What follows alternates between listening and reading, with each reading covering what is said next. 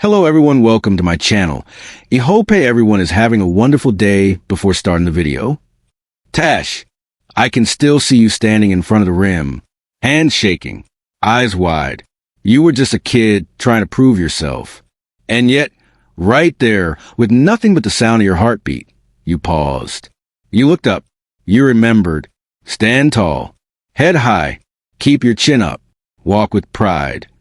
I know you rolled your eyes when Mom got a little too preachy. But those words, they carried us through the doubt, the side eyes, the whispered laughs. They reminded us to square our shoulders when life came at us too fast. Even when people laughed at us, we wore those words like armor, because nothing about our path was easy. Right from April 14th, 2014, after 4 standout years in Tallahassee, you earned your invite to Connecticut for the draft. But those long-distance calls to Mom back in Toledo left you with just one wish. You just wanted to land close to home, somewhere your people could show up and see you living the dream. And when Laurel Richie handed you that jersey and you saw those colors, you smiled. And it was not just because you made it, but because you'd made it home, barely 200 miles from the place where it all began. But then came the expectations. No one prepares you for how fast things change in this toughest league, as they call it. And yet you remain just you. You kept your chin up through it all, from 15 rookie starts to just 2 the next year to getting traded. Twice, an older and wiser me would shrug and say, "It's just business." But back then, it hurt. There was some self-doubt as you wondered whether it was to be. 18 starts across 4 seasons was never the plan.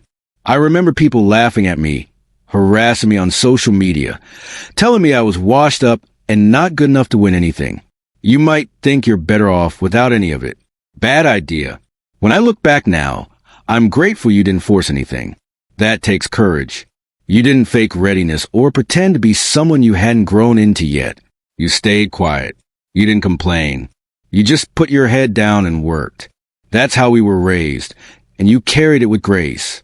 Today, when someone asks me about you, I don't pause.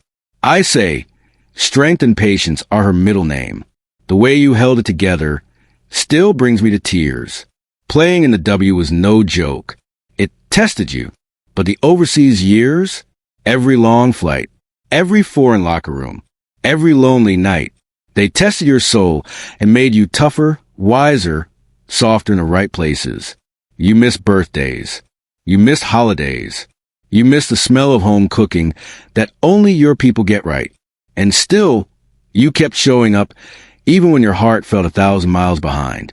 You don't even know how inspiring that is. So, no, it wasn't a dreamy start, but you soaked it all in from the bench.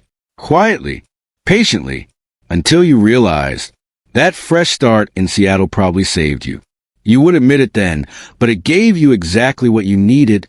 New city, new hustle. Same you, just a new version. Shaped by your experience, your resilience, your standards. You waited. You paid your dues. And you found a home with the storm. That trophy, the one from the previous season, sure it counted. But this one, the one you played a part in, meant more. You set the bar. You put the pressure on yourself. And the results came.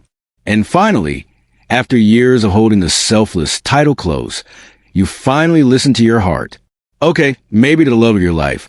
And yes, you did find her, the kindest, most beautiful woman on this planet, I'd say.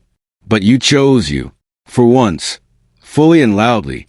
I can't tell you how much I love saying this. Mom was right all along. Tash. We made it. It's different now. But it still feels like home. You came full circle. It was meant to be, wasn't it? A few months ago, you returned to Indy and barely recognized it. The gym? New locker rooms, new energy. But something in the air still felt familiar. This time, you walked in with 3 rings, a trusted voice in the locker room, and a whole lot more perspective. We wasted no time. We made our mark. Picture me right now, standing beside you, screaming in your ear, "We did it. We finally did it. You got that MVP." The Commissioner's Cup trophy meant everything.